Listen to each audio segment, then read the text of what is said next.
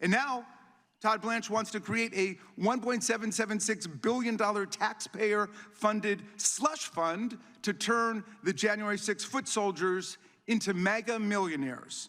And while Blanche was at it, he signed an outrageous super pardon to give not just Donald Trump, but his entire family and all their businesses complete and total immunity from any investigation, audit, lawsuit, or prosecution by any federal agency for any criminal or civil violation against the United States up until this point. And while systematically firing prosecutors and FBI agents who worked on the January 6 investigation, the largest criminal probe in American history, Trump and Blanche are putting January 6 rioters, violent extremists, and their closest allies in key positions throughout the DOJ, like Jared Wise, who urged rioters to kill police officers on January 6, like Ed Martin, who defended violent cop beaters, both as a defense attorney and a federal prosecutor. He's been given free rein now as DOJ's pardon attorney, despite his long history of consorting with neo-Nazis. Donald Trump nominated Paul Ingrassia, 3 years out of law school, to run the ethics watchdog Office of the Special Counsel, and stood by him after it was revealed that he admitted to having, quote, a bit of a Nazi streak in him. And he wrote that the Martin Luther King holiday should be tossed into the seventh circle of hell.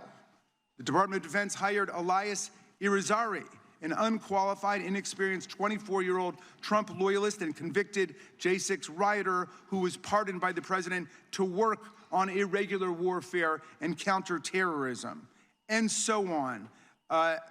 We understand that the extremist swamp that gave rise to this criminal indictment against the SPLC is just one more Orwellian attack on the civil rights movement and one more Kafkaesque prosecution designed to shame and ensnare the righteous and acquit and absolve the guilty. It is a tissue of lies that will join the pantheon of debunked fraudulent prosecutions that DOJ has been excoriated for by dozens of judges across the land, appointed by all different presidents. A few weeks ago, a federal judge in Rhode Island, Judge McElroy, called the government's submissions in a case misleading, if not utterly false. Another judge said that DOJ attorneys had submitted a patently false allegation to the court.